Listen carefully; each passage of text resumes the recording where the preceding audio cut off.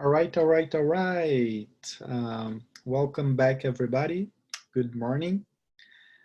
Um, let's start our online classes. So I will always record the lecture and make it available for you on Canvas, okay? Let's try to do a format of lecture here and see how that works. If it doesn't work, we can always change the way the lecture is delivered. Okay. All right. So what I'm going to do here is share my screen with you. Let's share the PowerPoint. Let's put in the presentation mode. So you still can see me in the, I think, this corner of your video. And that's something I cannot take out. Okay, so our goal now is to understand and to explain electrical conductivity in solid state materials. We all know that some solids have a high electrical conductivity while others have low or no electrical conductivity. Why that? Our goal here is to investigate the chemical properties of these solids that are related to electrical conductivity. With this knowledge, it is possible to understand and design new materials with improved electrical conductivity. So if we are talking about electrical conductivity, we must start talking about electric current that's represented by I and is defined as the movement of electrons from the negative to the positive poles of a generator. In physics, that is the representation of a generator. Always the small plate is the negative pole and the big plate is the positive pole.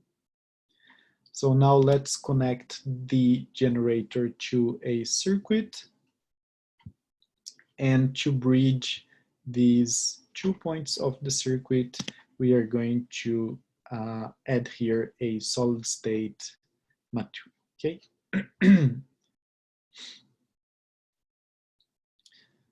Always the negative pole of a generator has excess of electrons, while the positive pole of a generator has a deficiency in electrons. Therefore,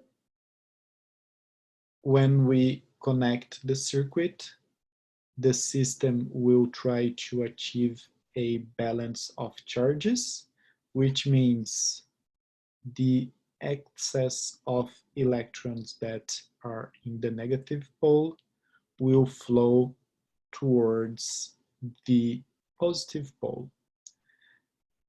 When the electrons reach this point over here, they have to go through the solid state material, reach this point over here, and then continue to move towards the positive pole, okay?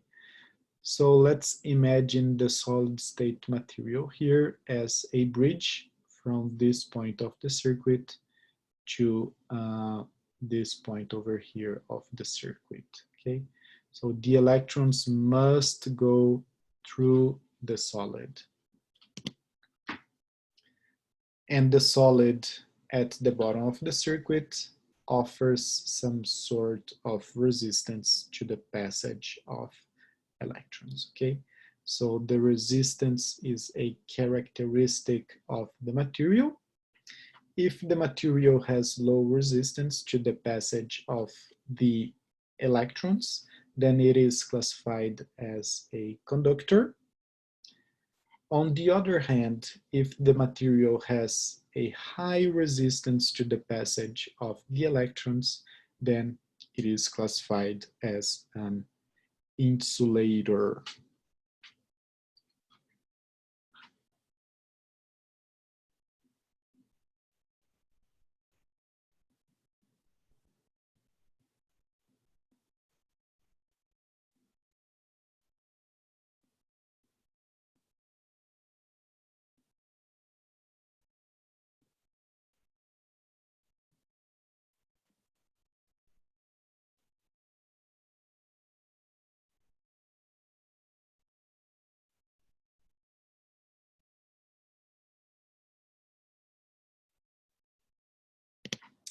Okay, moving on here. The ability of a given material to resist or to allow the passage of the electrons is defined as resistivity, and that's the measurement of how resistant a material is to the movement of electrons, and it is represented by the Greek letter Rho, and conductivity is the opposite, or the measurement of how easy the electrons move through a material. And it is represented here by the Greek letter sigma. So I would like to share with you two examples. The first one is copper. Copper has a conductivity of 5.9 times 10 to the 7 Siemens per meter. And diamond has a much lower conductivity of 1 times 10 to the minus 11 Siemens per meter. Okay, so can we classify copper and diamond as conductors or insulators just looking at the conductivity? So the answer for that is yes. Copper has a very high conductivity, so therefore is a conductor, while diamond has a very low conductivity, therefore is an insulator. Okay, so up to this point, we know how the electrons flow in a circuit. We know that some materials have high resistivity, and those are called insulators. And the opposite, materials with low resistivity, they are called conductors. From this point, we now have to understand the chemical structure of the material that leads to the properties of electrical conductivity, okay? And that's what we are going to see from this point on.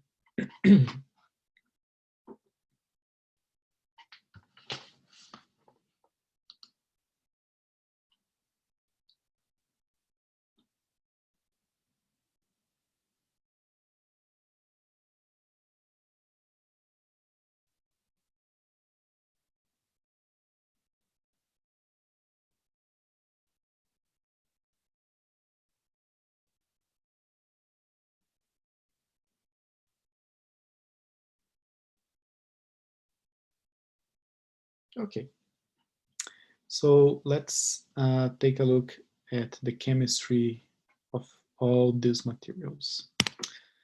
So let's start with a very simple theory, the metallic bonding theory. This is the most straightforward approach to understand the electrical conductivity of solids.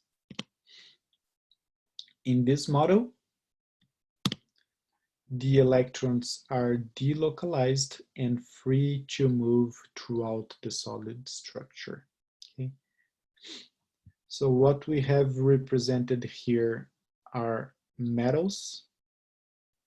Okay, so we have the individual metal atoms here, and the dream of any metal is to become a cation.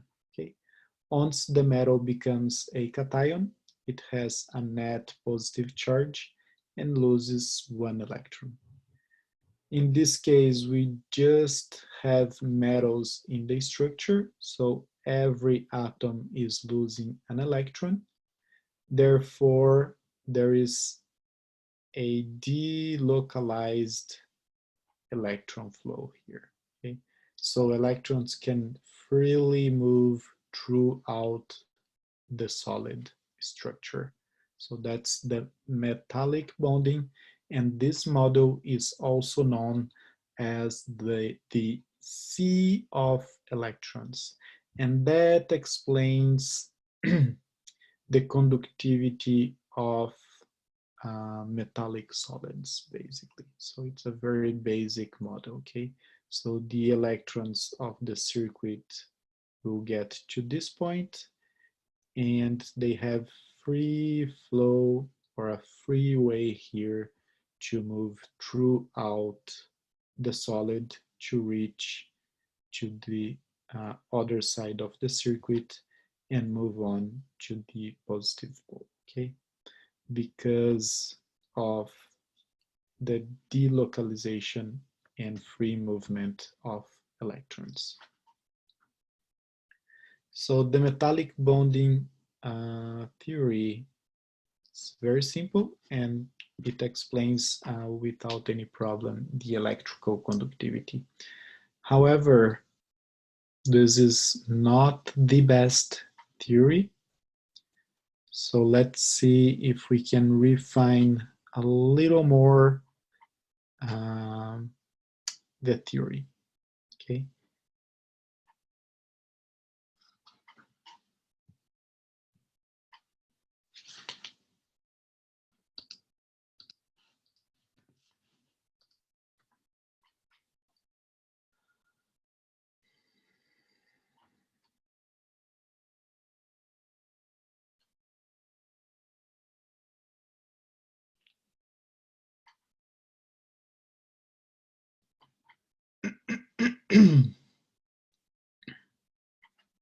Okay, so let's move on and let's get to a better theory to explain conductivity and the absence of conductivity. So one of the best theories that we have is the band theory. This is a more refined model where the interaction between the atomic orbitals is considered. In this theory, we are going to take two considerations. First one is that the combination of n atomic orbitals results in n molecular orbitals. Second one is that because of the Maxwell energy distribution, the energy of each atomic orbital is slightly different, okay? So two atomic orbitals, they do not have exactly the same energy. So with that in mind, we are going to start using lithium as the first example, as the example in this lecture. So lithium has atomic number equals to 3. Therefore, the electron distribution is 1s2 and 2s1. And we are going to look only at the valence shell and consider only the combination of the 2s1 electrons. Okay. So keep in mind here that each atom of lithium will contribute with one electron, and a solid is an arrangement of a huge amount of atoms. Okay, so at this point, I will stop the video here, stop the slideshow at this point, and we'll move to the paper. So I will record uh, me doing the atomic orbitals combination with you in a paper. And then after that, we will go back to the PowerPoint slideshow, okay? So at this point, I would like I would like to stop, and you have to make sure you understood everything from this point, okay? Make sure everything is clear. If not, go back to the video, watch again, read the book, and make sure you understood everything, okay?